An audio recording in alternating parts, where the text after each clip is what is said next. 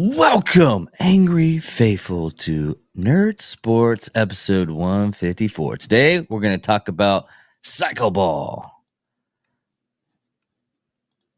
This is funny. You literally just said Psycho Ball.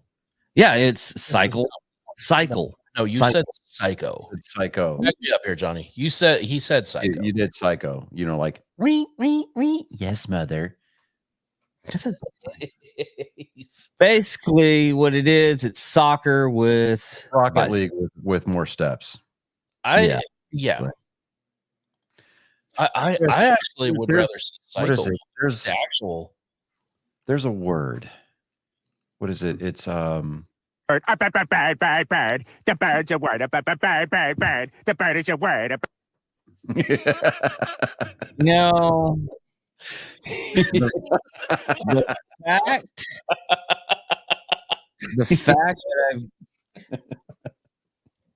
The fact that I what? The fact that you were aroused by that? Yeah, a little bit. Everybody do the monkey.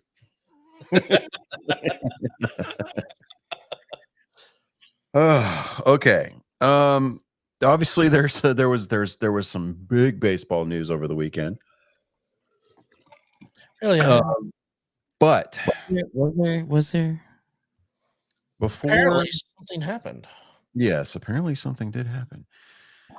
However, there are currently some big league games going on right now. They're not, the only two teams that have started their regular season. A little busy now. I'll try to tune in shortly. That sounded like an excuse. Was that an excuse? Probably was. It's one of those. What's the maximum effective range of an excuse? 0 meters. 0 meters. 0 meters. That's for area and point target. Mm-hmm. Anyways, here's what it is. Here's what it is. Here's the little busy right now. Here's exactly what she's doing play by play, right? She's stuck in the bathroom. And she had normally would have us in her earbuds, right? But she's in the bathroom because she somehow developed lactose intolerance and she had a ton of cheese. And so she's in there and she sounds like the brass section from the London Symphony, right? You remember that one scene in Dumb and Dumber after he had the colon cleanse? Yes. Or the end of Van Wilder. That's yes. In the he's on that can right like now. I'm bleeding.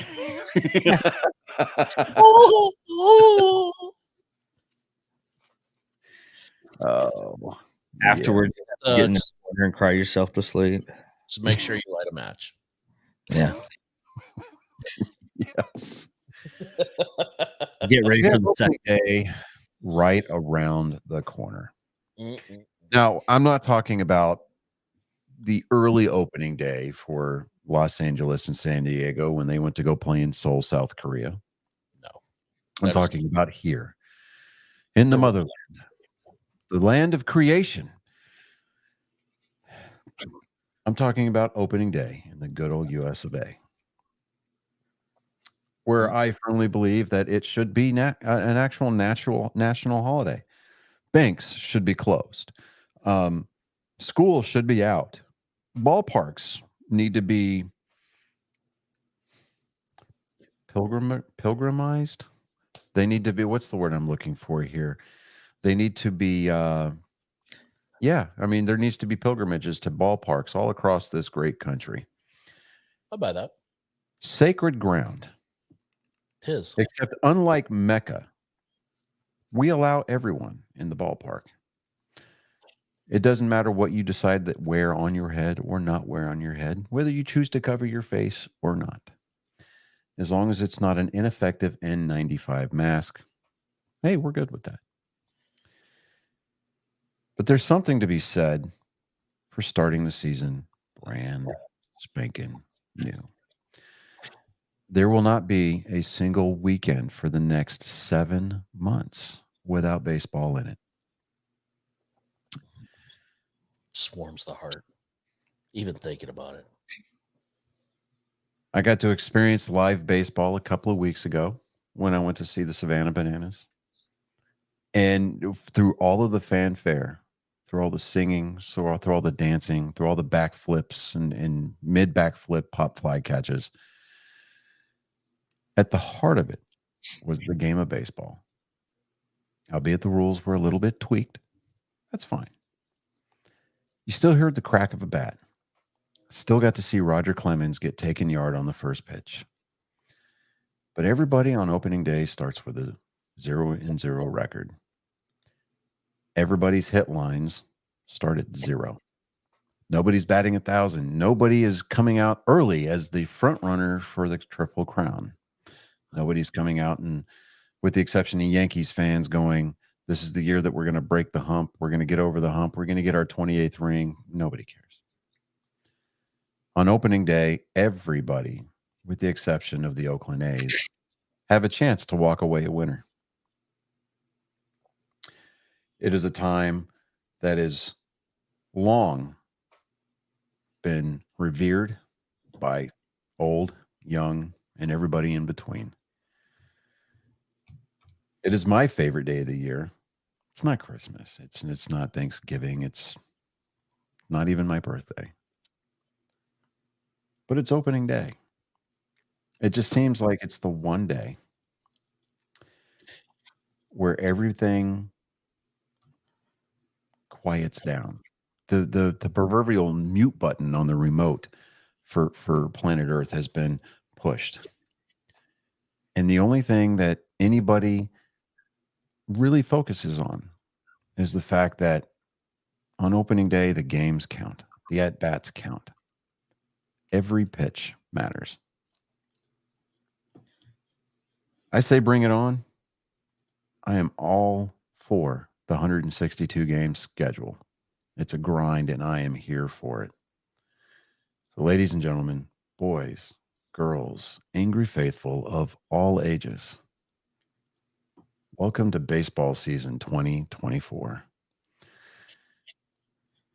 Let's hope that the Fanatics uniforms that Nike supplied the Major League Baseball teams holds up over the course of the next 7 months.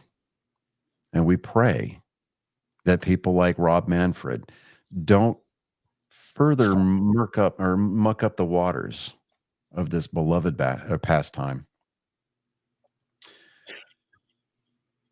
And we pray that this is the year. That this is the year.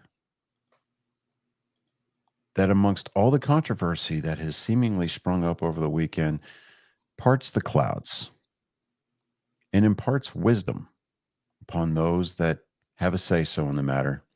And we finally get to see Charlie Hustle himself, Pete Rose, reinstated and made eligible for the Hall of Fame. Controversy? What controversy could that be? I know, and that was a beautiful segue, wasn't it? That was great. Yeah. I love that. Normally, I have a monologue prepared every year. I also, is it too early to wish for a season-ending injury to Angel Hernandez? Is it too early for that?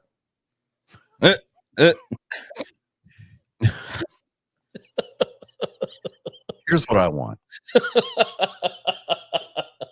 I want him calling a game where Aroldis Chapman's brought in. Oh God, yes. And Aroldis Chapman throws a 105-mile-an-hour fastball high that crosses up his catcher, skips off that poor dude's head, and nails Angel Hernandez right in the voice box. That would be amazing. Oh, yes. You know, that way everybody in the baseball universe becomes privy to the fact that your esophagus and windpipe are made out of cartilage. I really think that would be an event that would bring together the entire baseball world. We would find unity at last. Oh, yes. At last, dogs, cats would get together and they would have harmonious symphonies. Well, I'm not going to go that far. I was going to say Yankees and Red Sox fans and arm in arm, but we're not going to. Well, it's not test the waters there. There would be I don't want to anger God. Um, blaspheme. you know, I mean, No blaspheming here.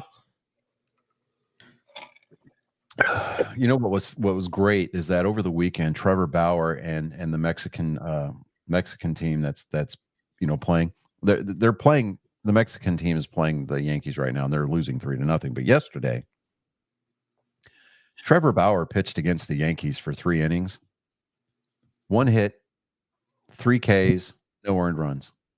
Wow. Yeah. Oh. Yeah. We need We'll see if it stays. Trevor Bauer in Major League Baseball again. Yeah. Oh yeah. I still got this. Okay, so when Joe Kelly got suspended by baseball for like 15 games because he taunted the Astros in 2018. Yeah. Trevor Bauer did this like little fundraiser thing where the proceeds from the sale of a T-shirt that he was selling went to pay Joe Kelly's fine. Really? Yeah. And the shirt That's sold amazing. out. I bought one of these shirts. It's hanging in my closet and I forgot to put it on this evening. But it's Dodger blue and it's got a goat that looks like Joe Kelly going like that, and it says "deal with it" on the shirt, on the front of the shirt. Yes. Because Joe Kelly struck out, I think it was Alex Bregman, or no, it was Carlos Correa. He struck out Carlos Correa, and as he's walking off, he's doing that little, McGregor strut, Yeah. and he made this little. It was the You remember. mildest thing I have ever seen anybody in the major league anything do in 15 games. Of course, I'm always going to have a soft spot in my heart for Joe Kelly because he founded the Joe Kelly Fight Club when he was with the Red Sox. he hit Justin, what was his name? Justin Riley, I think it was. And so, he plunked him. And then Joe Kelly just dropped his glove and does this little thing. Come on.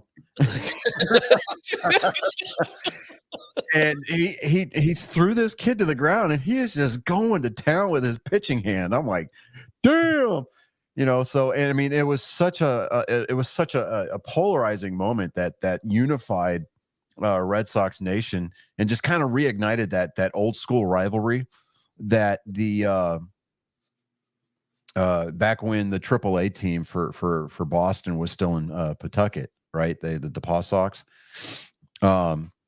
Reese McGuire doubles in the top of the third, and the Rangers and Red Sox are now tied at 1 apiece. So you're welcome. Indeed, I have it up right now.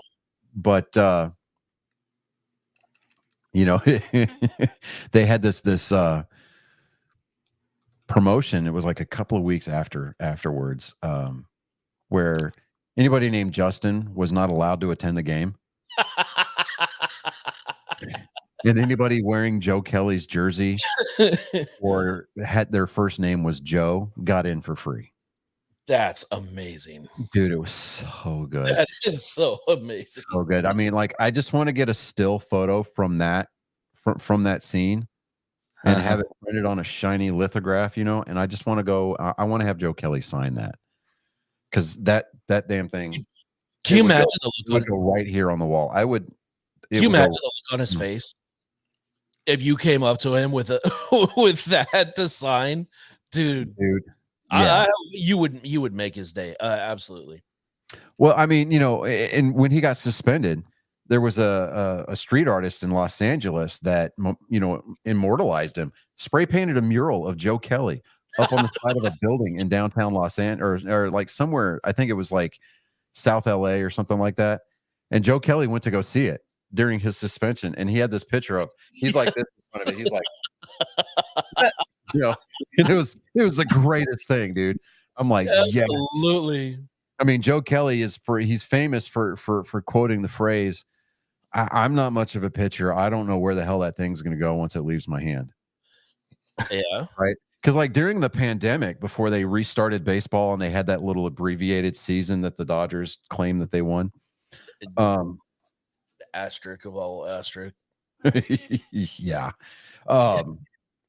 He They call it a win if did it's this not video, like he was on YouTube and he put out this video. He was throwing into a pitching net right in front of his house. Yeah. Well, he throws it and it goes through the net, like it finds the biggest hole in the net, right? And it goes through that hole. Made one. And he shatters a window in his living room. Oh, jeez. And you hear his wife going, Joe, what was that? My bad. I love Joe Kelly. It's so good. It'd be really funny. It was really funny if he just dropped his glove and just ran off like like scared little kid. Just he like dropped his glove and he ran for the house. He ran to the house. So I mean, he's like, oops, he drops his glove and takes off running. But for his safety, that was the only real movie. yeah, I mean, you know, yeah. You know, and now that Joe Kelly, he's back with Los Angeles. It was funny, and I'm gonna segue this. I'm gonna use this as my segue here. But part of enticing Shohei Ohtani to come to Los Angeles and sign as a Dodger, Joe Kelly gave Shohei Ohtani his number 17. Right? And in return, Shohei Ohtani sent Joe Kelly's wife a brand new SUV. oh wow. Yeah. So, you know, but I said I was going to use that as a segue. Oh, get ready for it. There has been controversy. There's not a straight story coming out of it, which is why I think Shohei Ohtani ultimately there's two camps here. Either he's going to get off with a slap on the wrist and they're going to be like, shame on you, don't do it again, because he's Shohei Ohtani. Or Robert Manfred is going to try to save face with the rest of baseball and suspend Shohei Ohtani. Now, like, what's going on? Well, David, don't you dare. I was just gonna say, what did he do? Like fly around with a flag in his ass or some shit or what? What is it with you and assholes? Everything has to be, it's either things going into or out of your ass. I don't know. I think that's you worry me. Yeah. Yeah. I mean, that's all I'm hearing. Brian, spit on me. That's all I hear. That's all I hear. Oh man. honestly, Okay. I think that's the most degradation thing possible. Can I do my bit? Can I do my segment? Can I talk about the news, David? Can I do that? No, I'll allow it this once. Really? Oh, you're you're going to allow it? Really? You're going to allow it, David? Are you really? Please. Shut up, Meg.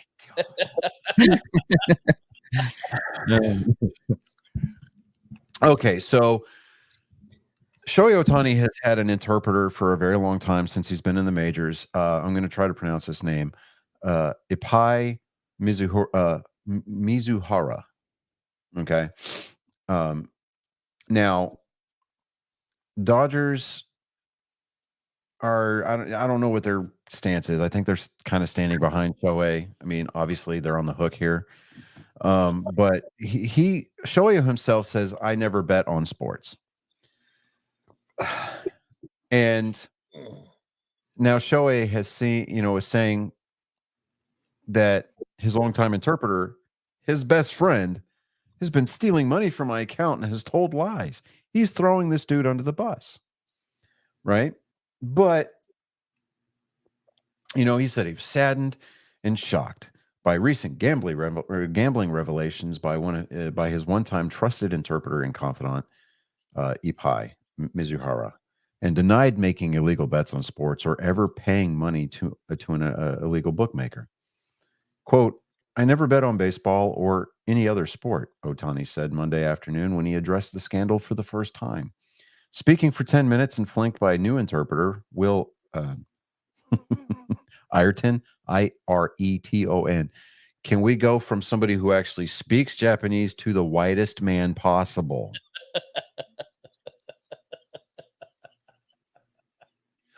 he's that's like Ohtani, go ahead. good. I was gonna say that's like shutting the barn door after the horse is already out, but Yeah.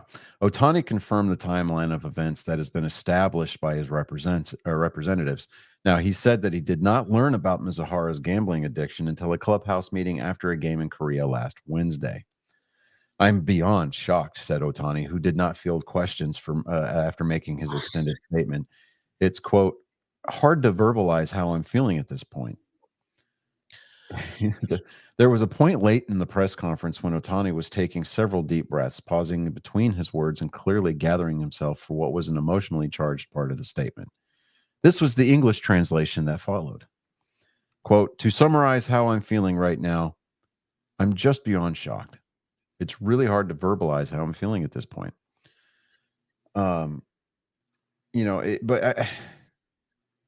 There's all kinds of reports. I mean, you know how when a large story breaks, you're going to have those conflicting reports coming out. Nobody's going to have the right answer, and it's all going to look like it's just going to be a large hodgepodge of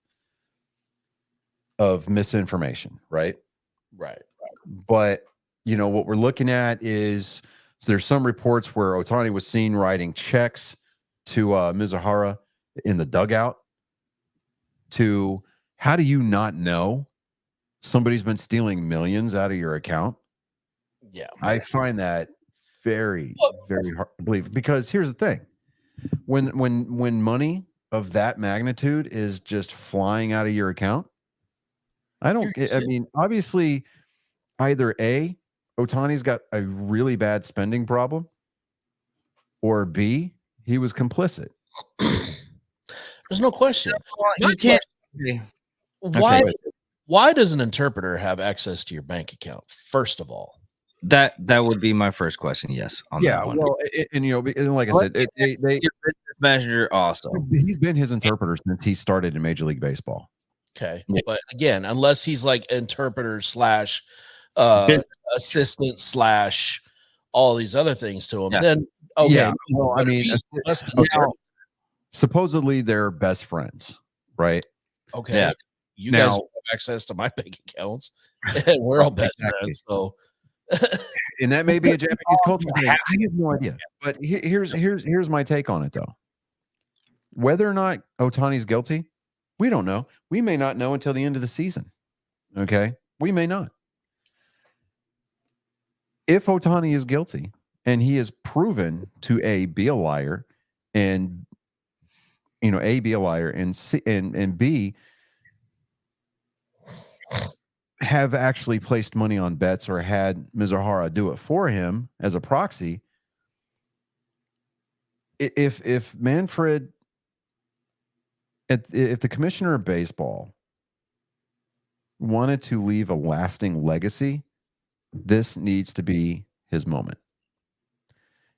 And by that, what I mean is that hand out the appropriate punishment.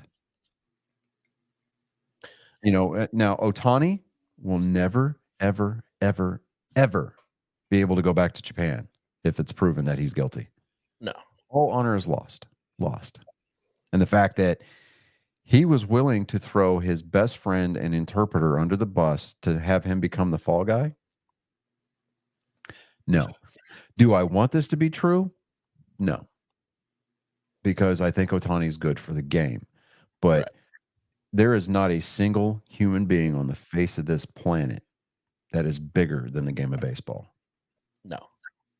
Every individual on this planet who has ever played or will ever play this game is ever going to be so big that the game cannot survive without them.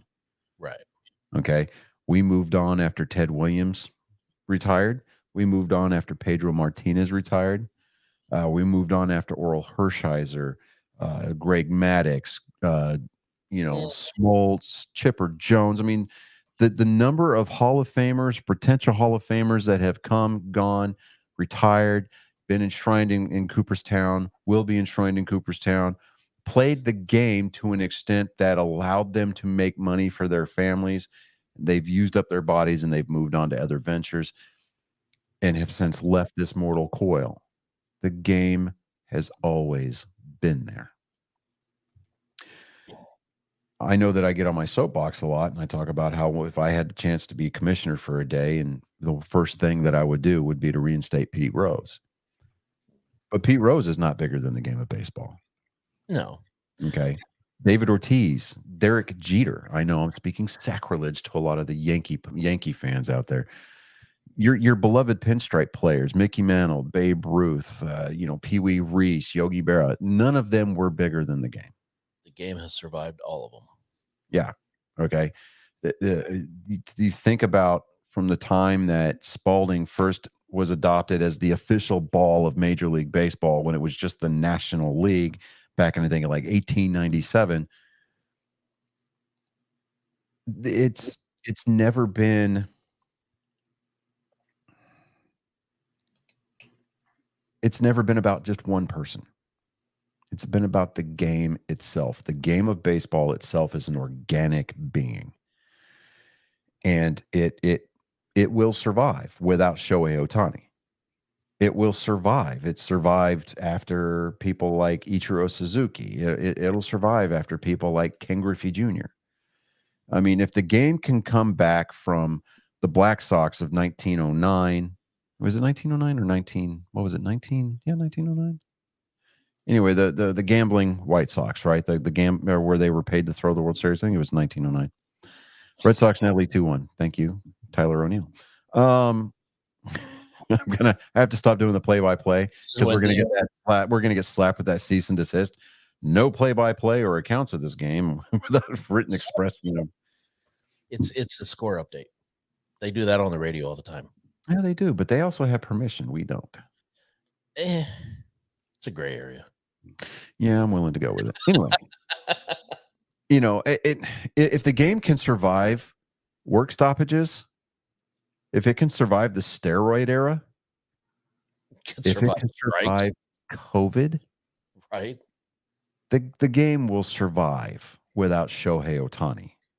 Okay, now, the game will survive once Mike Trout finally decides to hang up his career. Here's well, let's just go with one thought. One, look at Dane Cook. And this is just, being devil advocate from what you said. You don't know what's happening. Yeah. Okay. Yeah. Look at Dane Cook. How much money did his brother steal from him and is in jail still because Dane Cook didn't know how much his brother was stealing? It's possible. That is not the level possible. of ignorance. Okay, with Dane Cook, though, his brother was embezzling most of the funds that he was getting. Right. He was for a long time. But his brother probably held a position of like personal accountant or financier or something along those lines. He had direct access to those accounts. Yeah. Okay. I find it very, very, very hard to believe that Mizuhara had that level of access to his account to where he could siphon up 500,000 here, 250,000 here, 10,000 here, or a million here without it sending up any kind of red flags. Yeah, I'm not saying it's impossible. I just find it and if it was very improbable. And if he had that kind of access, I'm willing to bet that the corruption goes a lot higher. Right. Okay. I'm not out saying that Shohei Ohtani had anything to do with this. Okay. Like I said, I would love for him to be innocent in all this. Yeah. But like you said, if he's going to have an accountant, a CPA, or a financial manager. Is this financial manager cutting backroom deals and writing checks, on who else's accounts? Right. How far does this go? And so I'm just kind of like, there's definitely some more questions to be had. Yeah, but I mean, on this is Shohei Ohtani, if he's going to get out in front of this, and if he's going to come out smelling anything like rose flavored sake at all right, see what I did there? I like what you did. Yeah. All right, if he's going to come out I mean, at the very least, he's going to come out of the backside of this with his golden halo just the tiniest bit tarnished. Okay. Because I find it very hard to believe. I mean, I'm not a betting man, but I'd be willing to put money on those odds that he probably had knowledge of this. I'm pretty certain of it. But my thing is like it better be ironclad. If they have evidence on it, it better be black and white. No, yeah, absolutely. They need to do their due diligence on it. Yeah. Now, if he is proven and it's black and white, he did it. Anything less than an outright ban to match Pete Rose is an absolute travesty. Yeah. If they do anything less than a ban, they need to reinstate Pete Rose that day. Yeah, and I read somewhere, I think it was on Twitter, somebody was like, and this morning Pete Rose is officially filing to appeal his suspension from Major League Baseball. I saw that and I'm like, I know that's probably sarcasm or satire, but please let that be just remotely true. I think it was not the B that was talking about that, but it's probably satire. But I'm sure that conversation is being had. Yeah. So, I mean, do the due diligence here. I mean, I want a very thorough, unjaded third party investigating this. Right. I want somebody, almost, what do they call them? A special counsel. I want a special counsel assigned to this case. I don't want anybody from the Dodgers investigating this. I don't want somebody that Major League Baseball hired who, has some kind of like shell corporation off somewhere like a Cayman account that's benefiting, that would benefit because Major League Baseball stock continues to rise because Ohtani's playing. Right. I want somebody who has zero vested interest in either one of those people. Either one of those things. Like a forensic accountant that doesn't even watch baseball. Yeah. Somebody who's like a diehard Packers fan or something. I don't know. Somebody that I preferably would, it's not a sports fan at all and is only going to look at the numbers. That's yeah. So kind of moving on from there, dated yesterday, there was an update with not necessarily an update, but the Colin Montgomery saga continues. He has long-term offers from multiple teams. Just a few days remaining until opening day. Montgomery, we're talking about Colin Montgomery, the stud pitcher from last postseason's Ranger staff. His market has finally hit and is getting competitive, according to MLB Network Radio's Jim Bowden. Source tells Bowden that Montgomery has a long-term contract offer from two teams. Bowden adds that a signing is probably going to happen this week, although the identity of the clubs that made the offers and the number of teams currently in the bidding for Montgomery are unknown. Now, Bowden writes that the Yankees and Red Sox are still involved to some degree. He also mentions the Orioles and the Diamondbacks as teams to watch. Ooh, wouldn't that be a turn of events? Right? Montgomery beats the D-backs in the World Series and then goes plays for him. Montgomery had a playoff standout World Series winner with the Rangers last season, has thrown at least 180 innings postseason, including in each of the past 2 years, with many teams experiencing injuries to their starting rotation. Now, the 31-year-old left-hander's reliability may be especially coveted right now. Quote, he's not necessarily going to get the short-term deal like we thought that Blake Snell and Cody Bellinger got, said Jim Bowden. So, yeah, I mean, it's... somebody was out there even talking about, because back on the 20th when Blake Snell did not on the 20th, it was last week, as a matter of fact, because the story broke while we were on the air. Blake Snell signed that deal, that 2-year, $62 million deal with the Giants. Yeah. Somebody put it out there. John Heyman from MLB Network Insider, in an article he wrote for the New York Post, he said that, this might mean that Montgomery goes to the Yankees. And it's like, no, that doesn't mean anything, like, at all. I mean, because if Colin Montgomery wanted to go play for the Yankees, he would have signed with them already. Right. Because bear in mind, I mean, I know that baseball at the end of the day for players, it's a business. But what we're looking at here is that why go back to the team that traded you away at the deadline? Yeah. So they obviously didn't want you enough to keep you, to protect you from the trade block. But yet now all of a sudden, and I think the reason why that came up was because Garrett Cole has got that elbow injury. Yeah. Mm-hmm. So, like, oh, we need somebody to fill his spot.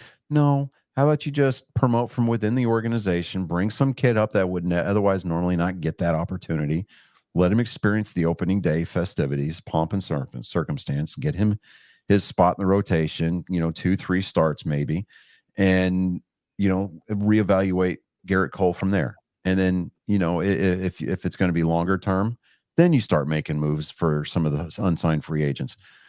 But and this is not me talking as a Red Sox fan. This is me trying to, what's the word I'm looking for here? Harness my inner Colin Montgomery going, I'm done with you guys. Right. Take no for an answer.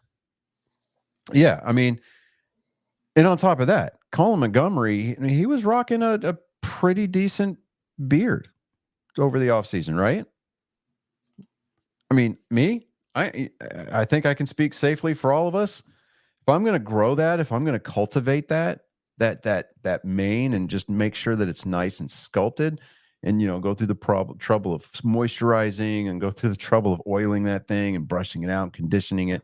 Right. I'm not going to sit there and sign a contract to go play with some archaic grooming rules because the Yankees think that it makes a better ball player. Well, you're their professional. So what? You can be professional. Making your players shave and cut their hair has not won you a World Series since 2009. Right. Like that should tell you something. And even then, you had Alex Rodriguez on your roster. How much of that was needle induced? But right. All that aside, I just keep on thinking about that one episode of Simpsons when Mr. Burns got all the professional baseball players to play on this team, and he kept on saying to that one teammate, I forget who it was. He's like, "You have a hippie haircut. You need to shave or cut your hair." And he pretty much shaved a line across his head. Yeah. So I saw a video today, and we'll transition from baseball here in just a second. But I think that Bryan Cranston, he did a 30-second hype video this morning. It's actually playing right now on Prime. Yeah, no, well, here we go. In Major League Baseball, you could dream with no limits. You could become your hero. Oh, he's done it again. Steal the show.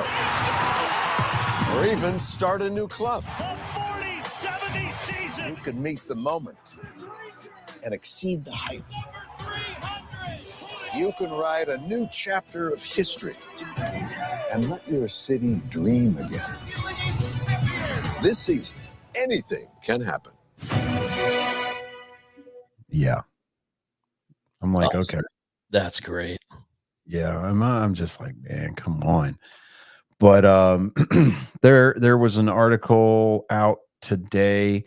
It went over every single team's projected opening day lineup and rotation. And I was like, I started reading into it. I was like, oh boy. Wow. So I mean, it's going to be a fun season to watch for sure. Man, I'm beside myself. Like tonight, I had actually kind of contemplated trying to get tickets for the Houston Sugarland Space Cowboys exhibition game tonight. Yeah. Yeah, but then I was like, no, I got to do my show. So, and don't get me wrong, I probably would have still live streamed from the game, just brought my AirPods, but my sports my sport, right? Coming to you live, but I mean, Yeah. Let me see here. I was looking to see if there was any notable NFL news. I am not going over the draft, David. Don't even bring it up. I'm still, I'm still on the fence with that freaking. The NFL. This is noteworthy.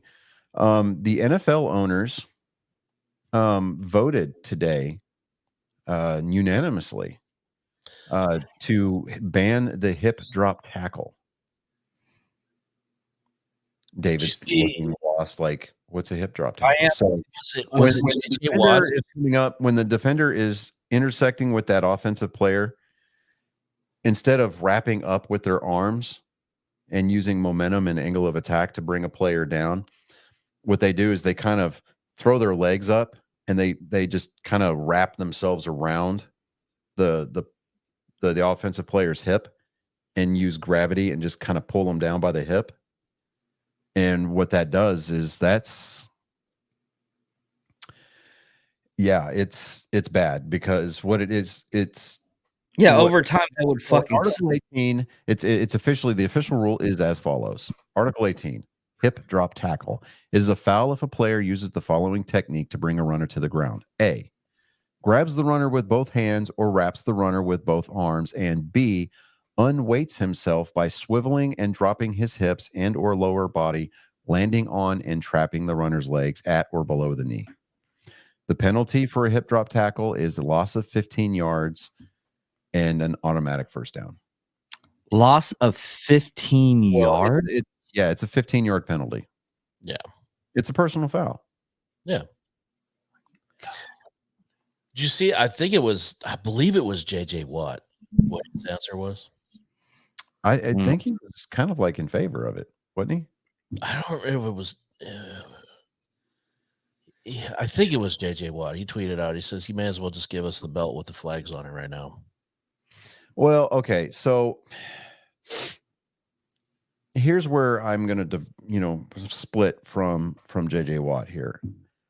Banning the hip drop, I think, is beneficial, because you're going to blow out dudes' knees. You're going to break legs. You're going to tear hip ligaments. I mean, you're going to end a guy's career with a single tackle. And you're right, Chris. JJ Watts did. Just fast forward to the belts with flags on them. There you go. That's what he said. All right. So be that as it may. All right. Good. If he wants to feel that way, absolutely, he's entitled. He played the game. But as a spectator of the sport, as a pure spectator, I'm not interested in seeing people get hauled off on stretchers. I'm not. Yeah. I'm really not. Yeah. I mean, to kind of, I don't know, I guess for lack of a better term, play devil's advocate. Let's just say JJ Watt has a son, and that son grows up to play football, and somebody decides that they want to use the hip drop tackle on his kid in college ball, or in the pros, and JJ Watt's kid now is paralyzed or can no longer play the game that he and his dad love because somebody used a hip drop tackle. I mean, I understand where JJ Watt's coming from, because the defense has a lot of restrictions placed on them. You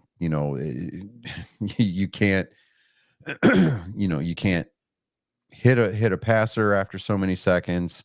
I mean, there's just so much that a defender cannot do without getting flagged. Right.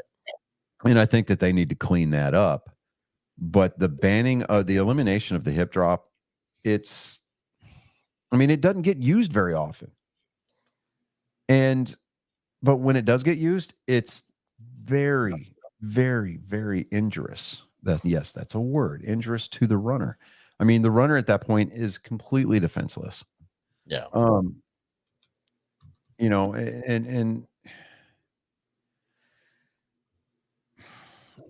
I mean, the article says here, I've heard defenders say before, and I hear them, hey, you're putting me in a really tough spot. You're saying I can't hit here, and what do I do? my response has always been, quote, well, you can't do that. That's just because the guy you're hitting is defenseless and has no way to protect himself. So we've got to protect him. You've got to come up with other ways, and you know that. And you know what? They do.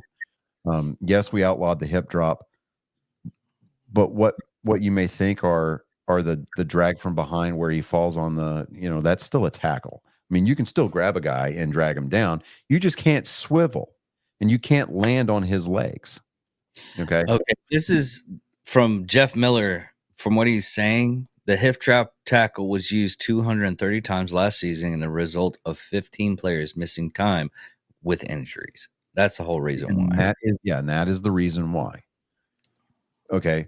And the NFL has got this huge disadvantage here because per capita, there was a study, it was back in, I want to say it was in 2015, 2014, something like that.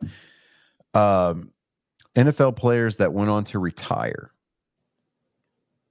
because of injury, just NFL players in general, because of the fact that their bodies experience what it amounts to is several car wrecks over the course of over the course of a game every single week. We're 50% more likely to become addicted to opiates. Well, yeah. During in retirement. And the NFL's come out with all these great safety innovations. They've got the concussion protocol. They've got the newer helmets. The helmets are constantly being redesigned every year. The pads, yes, they're being made lighter, but they're also being made stronger. And the padding itself, I think, is being researched where the padding is, able to withstand more punishment. Putting rules and stipulations on how and where to tackle a man. Like the horse collar tackle used to be legal. A horse collar, David, is where the defender runs up from behind the offensive player, grabs them by the back of their pads on the back collar, and just pulls straight down, effectively pulling the shirt up to where it chokes the offensive runner. Yeah. When face masks became a thing, face masks used to be legal for a little bit there. Then you started seeing guys breaking necks, so with every innovation of safety, there has to be rules that accompany it to maximize its effectiveness. And, so it's again, it's one of those things where you're finding yourself in a catch-22 because okay, well, you're making the game safer by giving us better equipment, but the players that are playing today run faster and hit harder, right, than the players did 20 years ago. Well, take a look like this. Take a look like this, though. Has anybody seen that? They were trying to figure out who does more damage to a door, a SWAT team with a Ram or an NFL player? Because at that point you're talking about you're talking about simple physics at that point because you're spreading the damage over a wider area with a player's body rather than a Ram that's utilized by a lot of SWAT teams focused on a single point. The whole pounds per pressure was 800 with the Ram, and the football player was like 1,000. Right, because the football player is running at full steam. Yeah. Okay. Where with the Ram, it's all about leverage and mechanical advantage, right? So yeah, of course, an NFL player is gonna, they're gonna do more damage, but there's always going to be it's like the situation with radar detectors in law enforcement. Okay, every time that the law detector, the law enforcement comes out with a new radar detector companies come out with a better radar detector that detects more things. Right, and it's more or less, for lack of a better term, it's an escalation of violence. You bring a bat, I'm going to bring a knife. You bring a knife, I'm going to bring a gun. The lighter these pads get, the more streamlined and aerodynamic these helmets get, the faster that these athletes are going to become.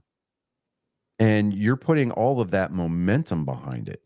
Momentum cannot be destroyed. You cannot create, you cannot destroy momentum. You cannot destroy energy, okay? Because when a player is at rest, that is potential energy. When a player is at full throttle, that is kinetic energy. That energy gets distributed and transferred to the next object.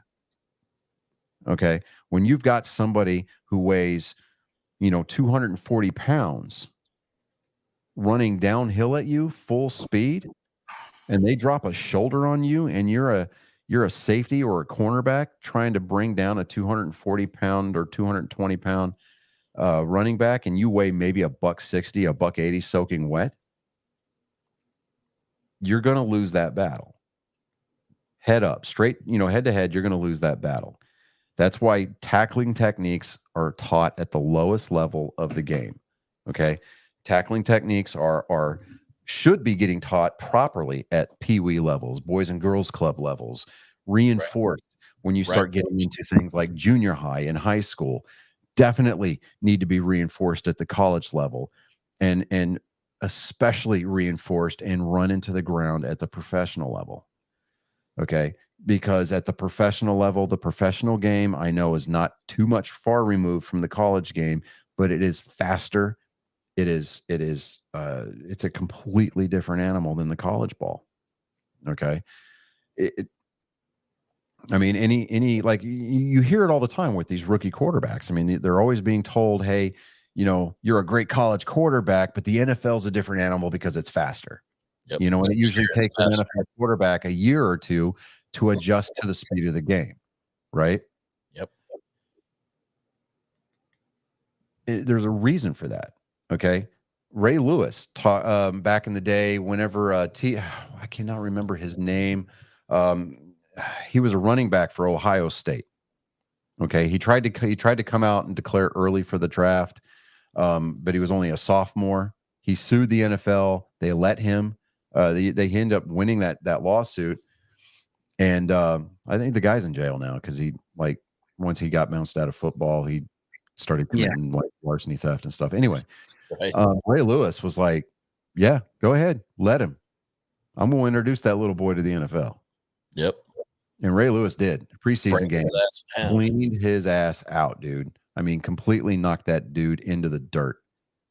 I mean, decleated is the term. Okay. Yeah. I mean, and hits like that, well, they are great to see, and it just causes everybody in the stadium to give a visible, an audible, the offensive player that receives that hit 9 times out of 10, defenseless. They are defenseless. They don't see it coming. And even if they do, they're in a position like if they're a wide receiver and they're stretched out over the middle because they're trying to reach for a ball that was overthrown just a little bit. Mm-hmm. Their ribs are exposed. You got that middle linebacker or you got that free safety bearing down on you because they were playing zone defense. They're going to break you in half. They're going to bury you on the 50-yard line. When people like, Joe Theismann, broke his leg. I'm like, it's 3-1. Sorry, Chris. Yes, I got it up. I'm not going to get very many of those opportunities this year. I just have a feeling. So let me. I'm going to let you cook while you can. Yeah, you let me cook while I can. But it's but with this hip drop tackle, I mean, this is the only tackle where the player is lifting themselves in the air and then falling on the legs. Right. Yeah. I mean, that's counterproductive to anything sportsmanlike. I mean, if you square up and you bury your shoulder in a dude's chest and then plant him the opposite direction because you were able to bring a greater net force than they were to the meeting and you drove them backwards, great. Those are more satisfying. Yeah, those are more satisfying. Those tackles, a guy wrap up and then lift himself up off the ground and drop on the back of a guy's legs. Yeah, dude, that's Bush League. That's Bush League 100%. Yeah. I mean, I it's not agree. fun. I agree with a ruling that the NFL owners made. 100%. Yeah, it's always better. Yes, I mean I the always article. do it more with a form tackle. Yes, I mean, the article says expect more fines than flags in the first season of the ban as the league works with coaches on techniques that will make the game safer. Let me see here. The NFL approved 2 other rule changes. It amended Rule 15, Section 1, Article 1, changing the challenge rule, whereas previously coaches needed to get each of their first 2 challenges correct to get a third. They simply must get 1 correct to get another shot at dropping the red flag now. So you can go 50%. You can go 1-1 and still get a third. I don't know how I feel about that.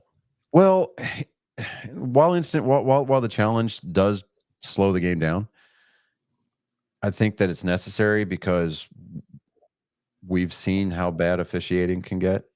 We're looking at you, Angel Hernandez. I mean, yeah, there's been some stinkers with the exactly as well. Number 2, they amended Rule 14, Section 5, Article 2. They changing the enforcement of a major foul by the offense prior to the change of possession in a situation where both teams have committed fouls. It's a 4-1 off a wild pitch. Thank you. You're welcome. Hey, look at it this way. This game still doesn't count. No, actually, he's only got 8 pitches in too. So yeah. So I mean, but I'll tell you what though, that's on the bullpen catcher, right? Well, not the bullpen catcher. That's on the bullpen coach right there. Yeah, the Red Sox bats are alive right now. I'll give you that. Again, I'm not expecting it to happen 92 times this year. I will take 80, 81 and be happy with it. Hell, if they get to 79 games this year, I'll be ecstatic. Now, the league did not vote on the kickoff rule change proposal on Monday morning, though a vote can still be held on Tuesday. So we'll see what happens there. If they keep tweaking with the kickoff rules, you might as well just go ahead and say, hey, scored the touchdown. Don't even worry about kickoffs. We're just going to start at the 25. I mean, what's the point anymore? I mean, kickers on kickoffs, 90% of the time are kicking touchbacks. So it's like, what's the point of the gunners running downfield? True. So, right. Let me see here. Come on. Switch over. I don't know why it's being so slow. There we go. Yeah, I've been having a hard time with my internet here lately. So, well, I was doing an interview with Steve about his Scoutmaster being the BTK killer, and half through the. Did you guys watch the Nickelodeon documentary? Oh, not yet. I'm saving that. Dude, I only saw part of it. I watched most of the episode where Drake Bell was in it. Bro, I was watching that with the girls, and like the next day, Steve from Blue's Clues came out and did a video talking to the 90s kids, asking how we were all doing. Dude, I was a grown ass man in the 90s. I still felt that shit. Right? Like Steve's the one dude that I would trust, right? Yeah. So let me over here. That there. All right. So I just sent Colin the link. He should be on here in just a few minutes. And it has been quiet with the exception of Maria making that excuse as to why she can't actively, listen at the beginning of the show. I mean, she made that at 7:31 and it's now 8:30, 8:29. So it's almost that is a full hour of excuse. I mean, we were up to 5 viewers at one point. I'm just like, imagine once we hit double digits, man. Once we hit double digits, man, that's when we know we made it. Yeah. I just may lose colon control and just, you know. Oh, who am I kidding? No, I would never do that. All right. Damn. One out, runners on second and third still. Hang on, guys. I don't know if somebody is like throwing a ball against a wall or if there's like a Fallujah going on outside. Give me a minute. Okay. Hey, keep your head down, dude. Low profile. Fucking crazy. How is it going to be? Guy? Hello. Hello. We will start your intro here in just a moment. Chris is verifying as to whether or not he has active gunfire outside of his apartment. Good old San Antonio. Yeah. No, it's pretty bad. When I was in Bahrain, I was talking to one of the medics. Mm-hmm. And I told him, I was like, hey, so you coming here, is it gonna, you going into the war zone and everything, you think it's gonna be rough? I was like, dude, I did Wolf for All in San Antonio, and they would like push us out.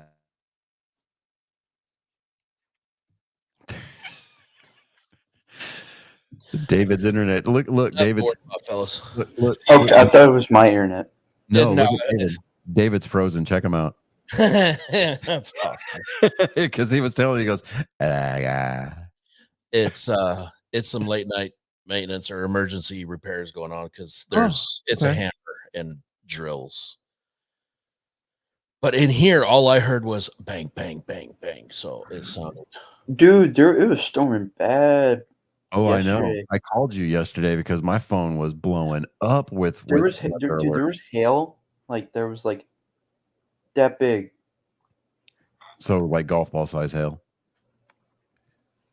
Yeah, it rained pretty good last night. I don't know if we had hail. Oh, David's gone. Oh, did David have to reboot? Oh, What? Do you wait? Who has the recording? Do you? Oh, we're still live. Okay. Good. That worried me a little bit. Really evil.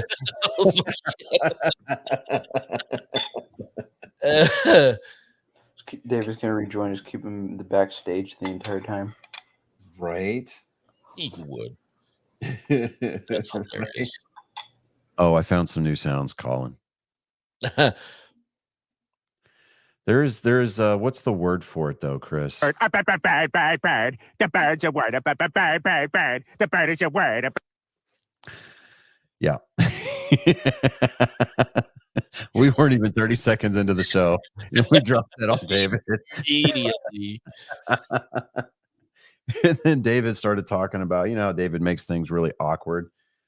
We were just kind of like, Brian, spit on me.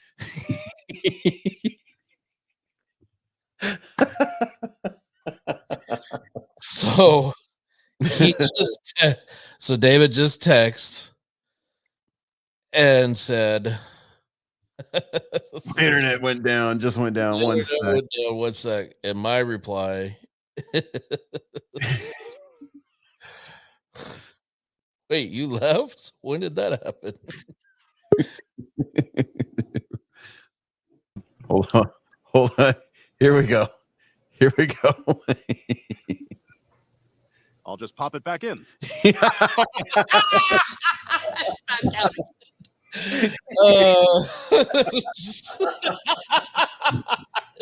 on it.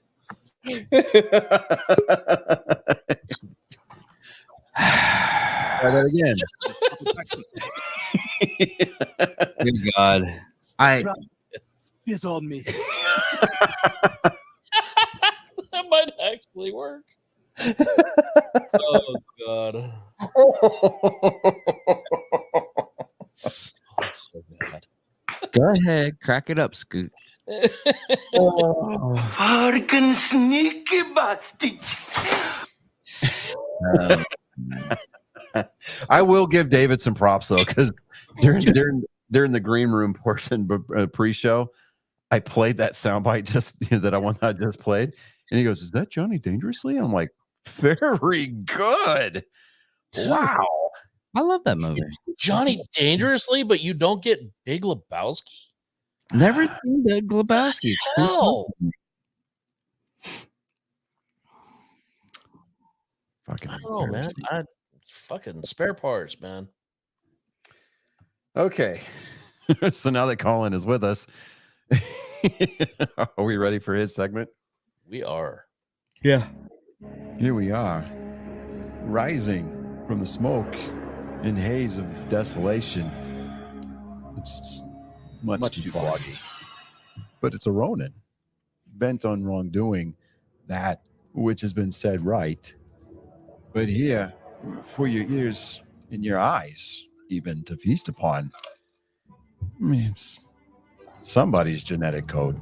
But ladies, gentlemen, angry faithful, all ages, it's that time again for Joke Time with Colin. I want to clarify.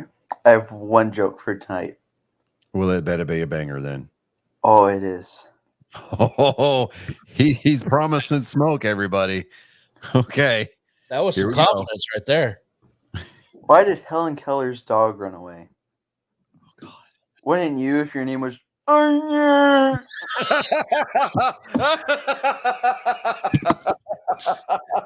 Oh, yeah. Yes. Oh, yes. That's what we expect. That's what keeps us coming back every week. Oh, my God. Yes. He promised and he delivered. Absolutely. Yes. Oh, my Absolutely. God. Well done, sir. I mean, That was a good one. oh, man. Yes. I like where this is going. Giggity, giggity, giggity. Wow.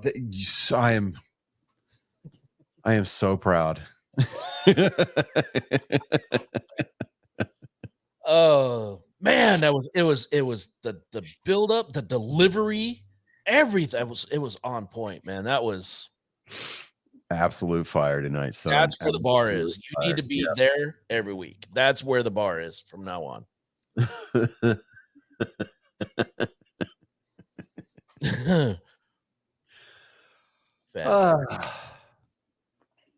Yeah. Which brings to mind, I've always wondered this, right? Like, so you're engaged in coitus with a deaf girl, right? If you tie her hands up, how is she supposed to moan? Oh, watch. I hope they serve beer in hell. First scene. That would be interesting. Would she actually be signing during? No. She screams. You can't hear yourself. I am in the natural. I am aware. Okay, that ASL is not used to communicate 100% of the time. I am aware. I would like to learn sign language. I am aware. That'd be something though. Anyways, It's just like right in the middle of it. She just stops and just like. I mean, it's more of a. Dude, It's an organized I'm groan. the only one that saw that, and that was fucking hilarious.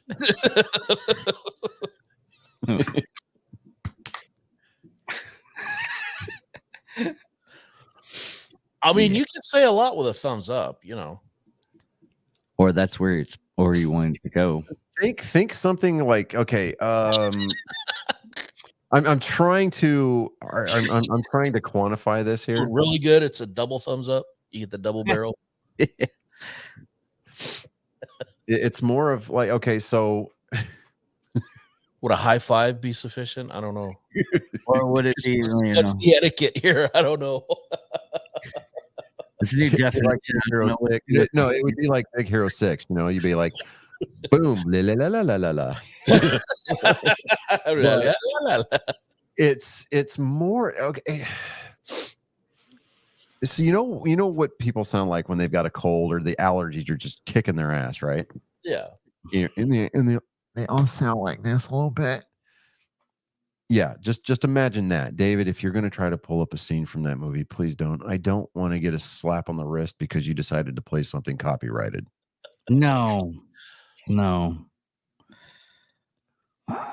You say no. I don't feel like that was a no. Yeah, Because you're still typing. You keep saying this word, but I don't think you understand what it means. He probably doesn't know what that is either. Keeps looking up and it's like, I'm saying he's looking something up. He says no, and then he keeps doing it. So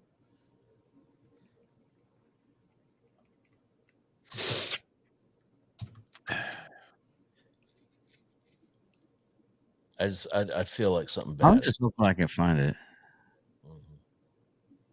Because no, it was a skit, and yes, David, we know that it's.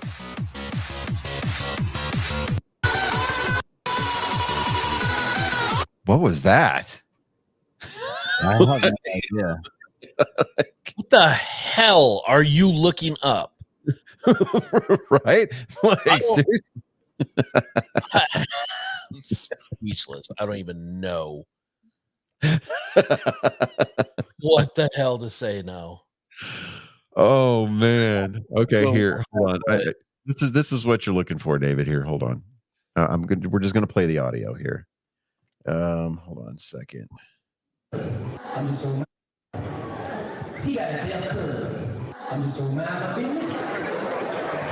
Man, that's terrible sound. That is terrible sound. Ugh. Shame on you, Facebook.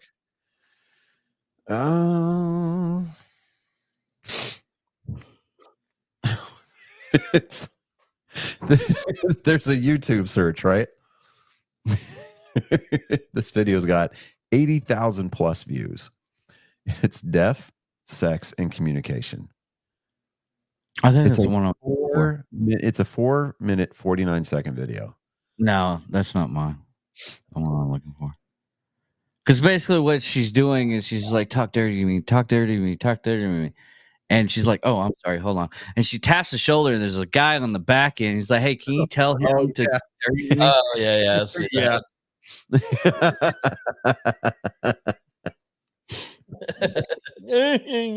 You're done in the whore. Hold on a second. What is this? Yes, view content. No. Damn it. Like, really?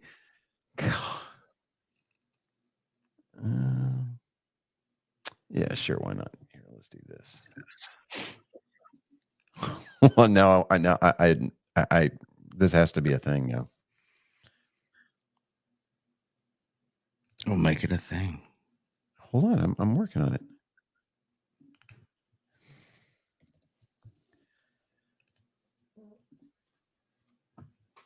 Did you hear that? No.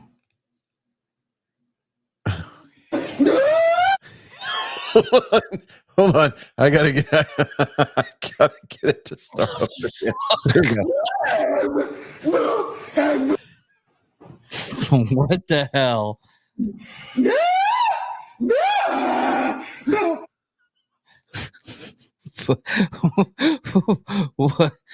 What the? I'm sorry. We're just gonna throw that with no context. It was a video. Nope, let it stand as is. We don't need context. Just let it stand. We're just gonna bask. We're basking. Just bask. Context would only ruin it.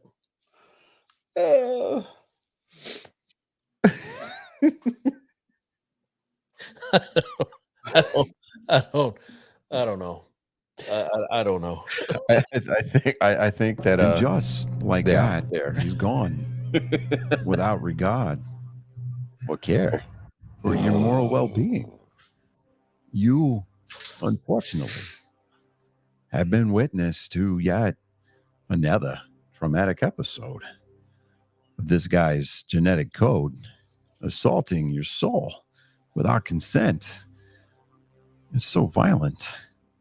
I just don't know what to do. But Ladies, gentlemen, again, angry faithful of all ages, this was joke time with Colin. I thought we lost Chris for a second. He finally just like, fuck this shit. I'm done. Colin, I am sorry for hijacking your segment like that. I am really, really sorry. I zoned out like halfway through you guys talking about whatever you guys were talking about. We don't even know what we were talking about. Yeah, it evolved into something. I was looking on the YouTube to see how many people are watching right now. So. Yeah. And then I scrolled down and it's like there's this video of you with your like long beard. It's at the post. Oh, really? Okay. Oh, that's right. We did a show. We did a What the Hell from the American Legion post in Wichita Falls. The barbecue composition. That was 2 years ago. Yeah, it was the barbecue comp. It was the first barbecue competition. No, it wasn't 2 years ago. That was 3. Yeah, it was. Video says 2 years. Was it? Yeah, it was. That's crazy. Oh, that time flies, right? Jeez. Sorry, my dudes. Just got done. Did I miss joke time? Damn it. Yes, you did. Oh, you missed a doozy too. Oof. You missed a really good one. He was in rare form tonight. But just for you, Colin can, if he feels like it, if he feels like he needs to indulge, to include you, so we meet our equal opportunity quota, he can retell the joke. A special one-time Maria encore. Why did Helen Keller's dog run away? Wouldn't you if your name was Daniel? It's still good. It still works so well.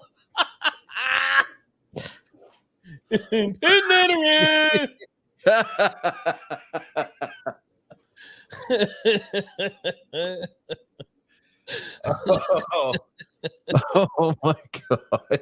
Fantastic. Oh man.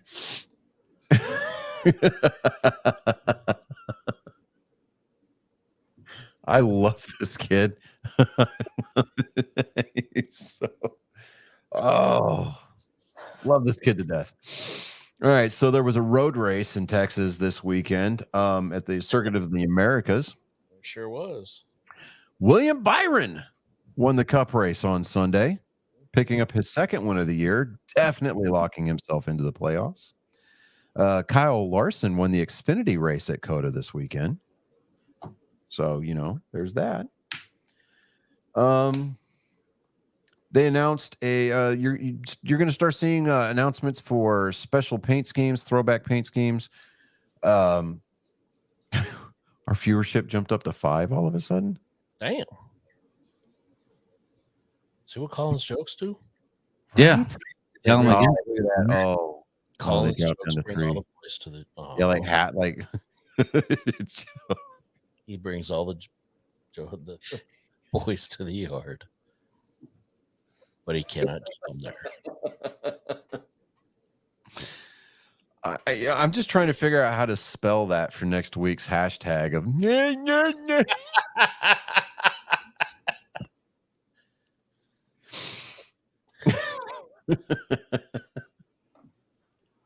No, next week's hashtag is going to just be hashtag Helen Keller's dog. There you go. Everybody tried to search up doing a research project on Helen Keller's. Hey, what the fuck? Where the hell did that come from?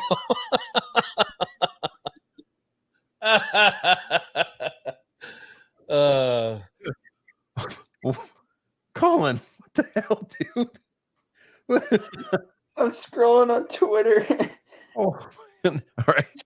That was your first mistake. I'm going to send this to you guys here. Hold on.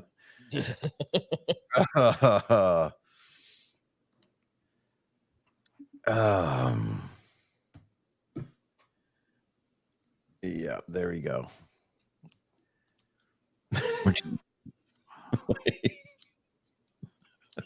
Where did you send it to? I sent it to our group text. Be sure to note the time of the joke. Yeah. Well, we're back up to 4. Ooh, let's put a crooked number up there. Like, I can't. I can't even right now. Oh, let's see if I can present this here. Hold on just a moment.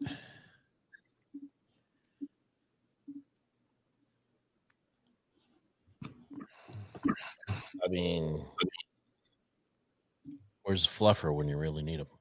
Right? Yeah. Stop sharing. Okay. Although, like, let's be honest here. If we're just being, we're being honest. Like, that's a hell of a deal for $1.50. I'm just throwing it out there. I'm just saying. Yeah. I mean, that is a hell of a deal for $1.50.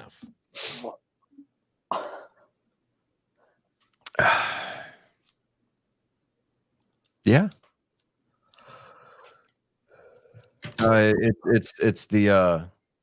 It's the pre-show text group, not messenger group, Maria, but yeah. Oh God. Colin.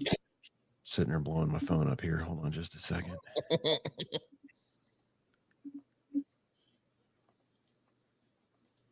What? Right? No. Okay. All right. Colin coming in hot with these text messages tonight, man. Yeah. The next race is going to be the Toyota Owners 400 from Richmond Raceway. It's going to be Sunday the 31st. It's going to be a 6 o'clock Central Time, 6 o'clock p.m. start because it's going to be a night race.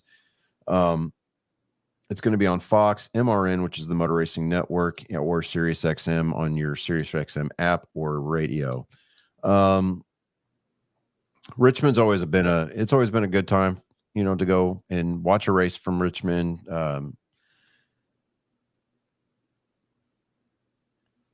Realize it's the banana bandana. Very nice. Banana bandana. But you're giving off the bad dude in John Claude Van Damme. He's trying to say I'm giving off bad dude vibes from the John Claude Van Damme movies. The real question about that text: what exactly is that splatter? The Nickelodeon splatter, right? And then, all right. So when you watch the Quiet on Set docuseries, I do really want to watch it. Then look at the Nickelodeon logo that's shaped like a foot. Suddenly becomes Dan Schneider. Yeah, I know he's got a foot. Yeah, thing. so Maria, there's a docuseries that's out on Peacock right now. Wow. It just dawned on me the irony of that. I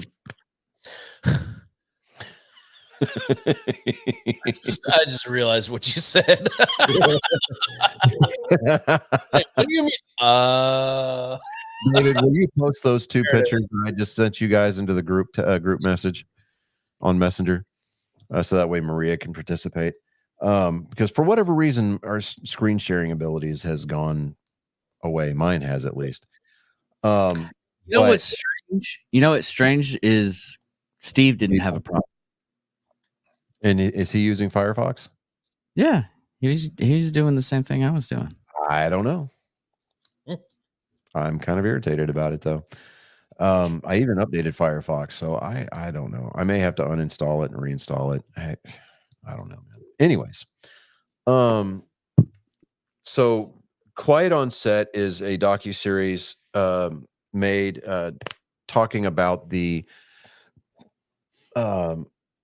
shenanigans, the evil shenanigans of the producer of the staff. Oh, there's got to be a better word for that. The film crew at Nickelodeon Studios back in the 80s and 90s.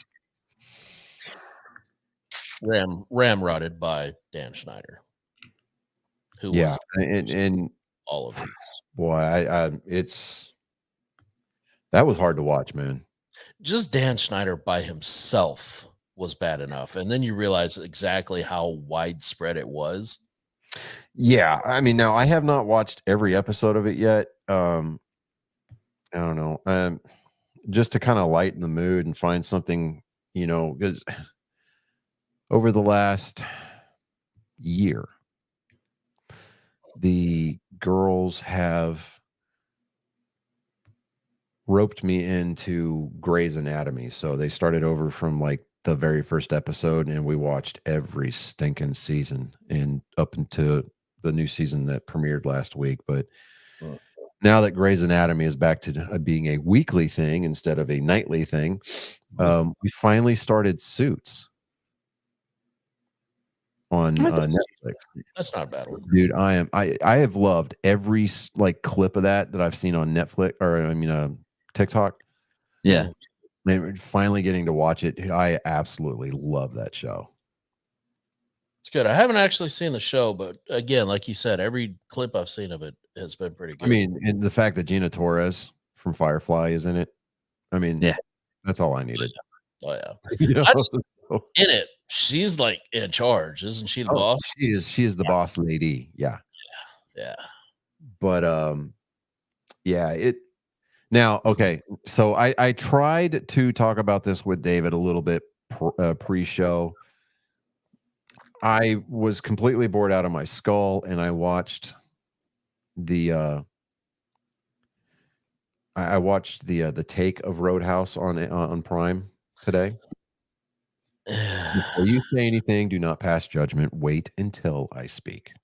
I just know myself. Morbid curiosity is going to get the best of me sooner or later. And that's all that it was. I was just like, what time is it? I've got time. Sure, why not? I'm not doing anything else. So I watched it. I mean, it was okay. I wasn't overly impressed.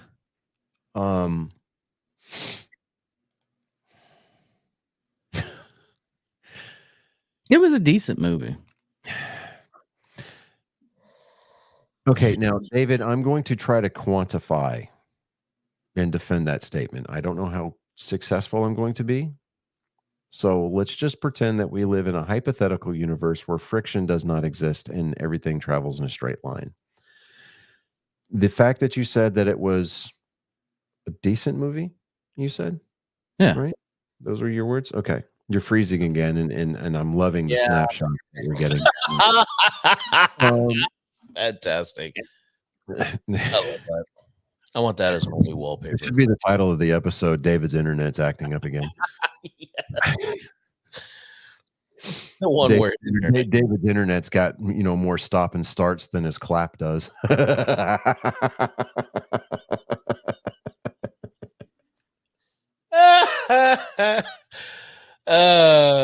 I don't know if I can continue with trying to defend his statement because I don't know if he's actually still here or not.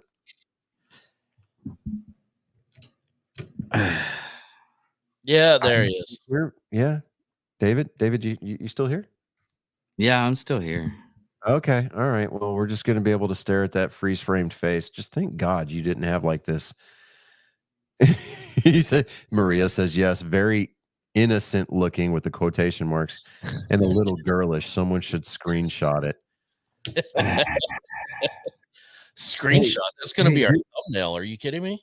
Yeah. Chris, do like a print screen of that real quick because screenshotting on a Mac is like trying to do a 64 hit combo on Killer Instinct. It's so many buttons.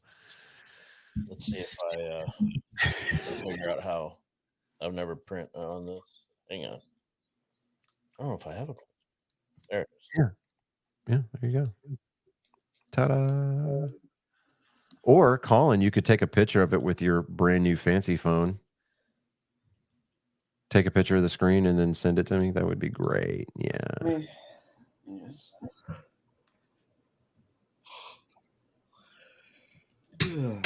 Just Maria screenshotted it. Just zoom in on David's face. That would be awesome. Let's see if it took. I'm gonna meme the shit out of this. He's got that pose that he's got in his thumbnail is the. It honestly has the deer in a headlight look. It is. It's the moments before a facial look. That's what that is. That's the accidental facial, like pre-splash look. That's what that is. Johnny, text me your email address. Okay. Oh shit! All right, let me see here. There it is. She added it to those guys.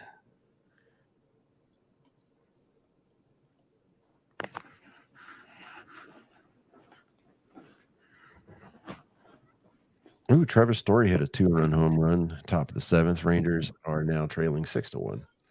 Damn sure did. Okay. I'm sorry. I can't get past the frozen screen. Okay, because I almost forgot what I was trying to do. Okay. So in a universe where friction does not exist, and everything travels in a straight line and momentum goes forever. Okay. So that was quality camera work, Colin, by the way. If you had not ever seen the original Roadhouse, you had never witnessed a Family Guy episode where Peter Griffin says, Roadhouse, Roadhouse. I could see where this would be considered maybe a B-rate movie, maybe a low A. It wasn't so horrendous. I mean, to give Amazon Studios some kind of credit here, they at the very least did not try to reinvent. The fuck was that? I don't know. No idea What was that noise? I think that was that you, Chris? I think it was me. Okay. But they didn't try to reinvent the wheel. They came at it with almost a newish spin on the story. They didn't try to go for any of the nostalgia. They didn't have people like Sam Elliott come up in there or anything, or anybody that starred in the original. How can I sum this up here? Florida Man meets Fuck it. MMA.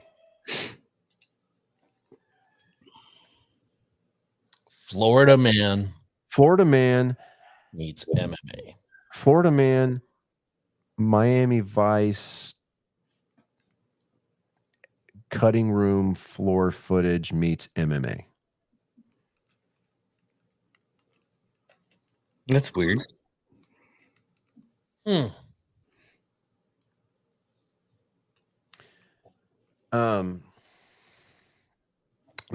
not Miami Vice. All right.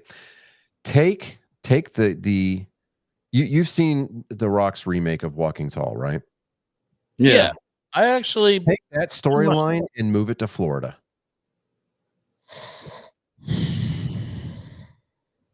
God, you're right. I don't know if that makes it better or worse. The only thing that saved Walking Tall was Neil McDonough. True. And talking about it had Johnny Knoxville. That too. Yeah, it did. But it definitely wasn't The Rock. I mean, I'm sorry. I don't see Dwayne Johnson being a Ranger. Special Forces. All right. Let me God. I worked so hard for that beret. Shut up. What can I say? But hey, you're welcome. See what I did there? I'm sorry. I cannot get over this freeze frame of David. It's just so great. It's awesome. You know what that face? I'm going to post that face on Reddit. I'm going to see if we can get some I'm going to see if we can get some tributes. Yes. Yes. Yeah. Okay.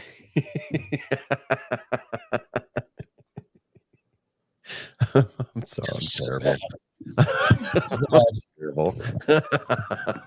You honestly don't want to have that kind of crazy. Really? So there is a line. That's No, the one. no. He said kinda, so it wasn't a no. I want you to know what you're going into. It was more of a soft maybe. It wasn't a no. Yeah, it wasn't a no, it was a soft maybe. Right. But I mean, it wasn't a terrible movie. Okay. Jake Gyllenhaal definitely worked out for this movie for show. Conor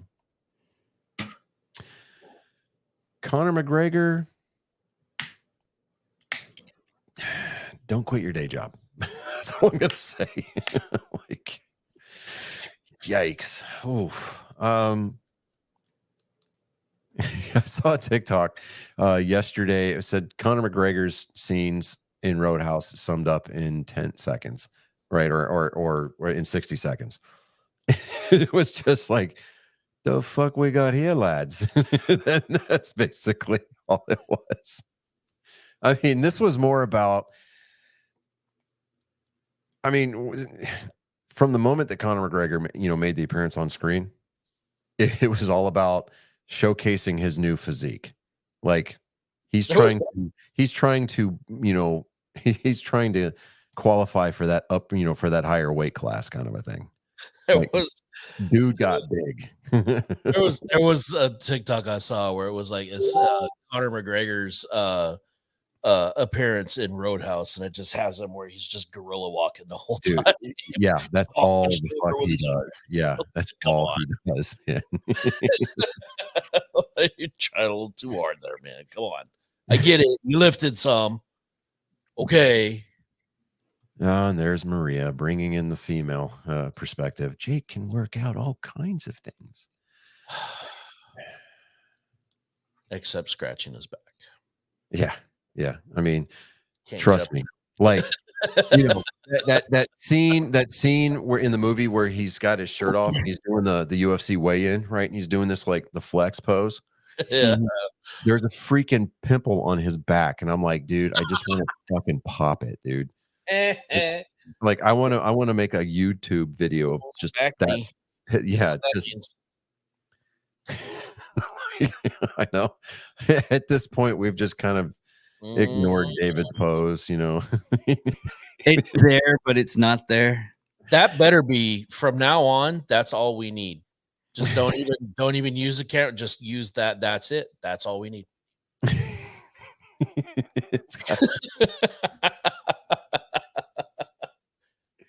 I mean, that's the no. Used to make before they got kicked off the Bang Bus. Johnny. First of all, that's fucking hilarious. Second of all, you need to print that what I gave you, the screenshot there, and on the days that David is not here, that's what goes like on the wall next to you there, just so we can have him with us in our hearts and minds. Yes. Okay. That will. Don't be jealous. I am not salty. I am not jealous of Jake Gyllenhaal. I mean, Heath Ledger couldn't quit him, so what chance do I stand?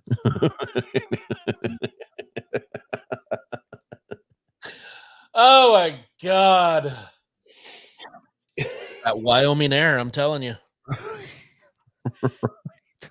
You know what surprised me the most about that movie was that everybody was making that huge stink about it. See what I did there? Are we still using phrasing?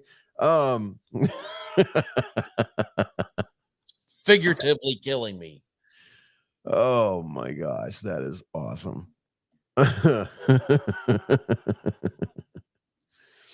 Oh my God. Here. Where's it at? Where's it at? Where's it at? There. Yeah, there we go. Okay.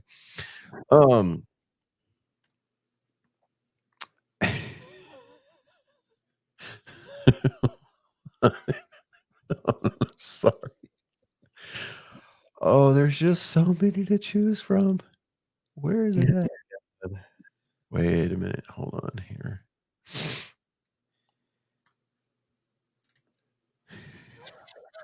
Get it printed out and posted in the background.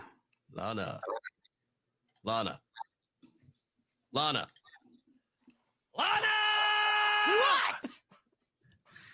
Danger zone.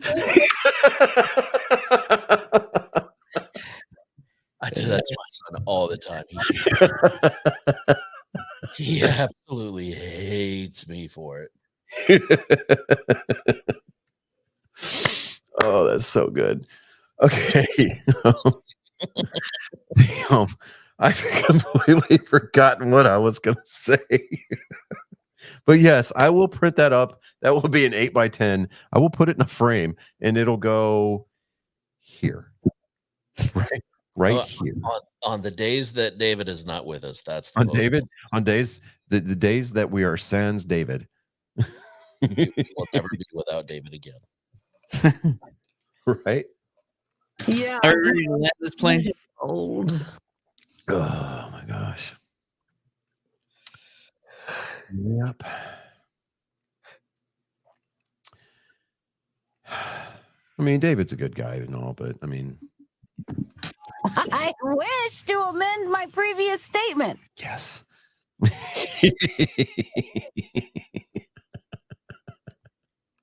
All right, ready to land this plane?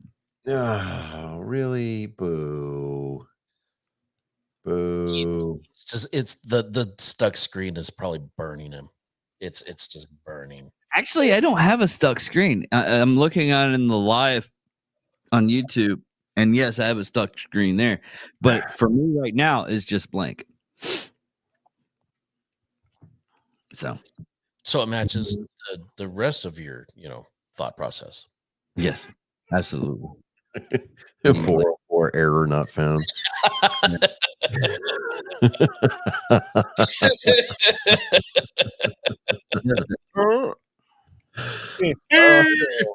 And we'd like to welcome you who all the new people that just tuned in for the first time. They were searching out hashtag daddy issues on Twitter. they came across our show. Oh yeah. Yeah, no, I'm sorry. No, go ahead. Oh yeah, welcome in. I'm sorry. Absolutely. I apologize. For nothing, because we're not changing anything. Nope, we are who we are. Yeah. Unapologetically American and patriot. Okay. That alone would get us canceled. It's sad. Yeah.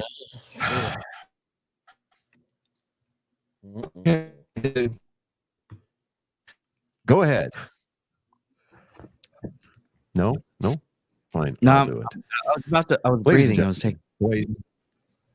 What do you breathe when you're dead? Yeah, I just saw this Ladies and video. gentlemen, boys, girls, Catch angry up. faithful of all ages. David, I promise. Quit. Shut up, talking Meg. over me. Oh my God. Ladies and gentlemen, let me try this again for the thrice time. You have been privy. You have been indentured. You've been, well, I would say almost forced, but yet here we are, laughing, smiling, virtually arm in arm. You have been witness to episode 154 of this great American, do we call it a saga? I think so. Episode 154 of Nerd Sports. Thank you for tuning in, allowing us to make another attempt at turning our advocation into a vocation. Yeah, that's what I'm going to go with. Slowly but And surely. as always, I'm Johnny Skelton. I'm David Dickerman. I am Chris Jacka. Colin Skelton. Thank you again. And Cesar me timbers are.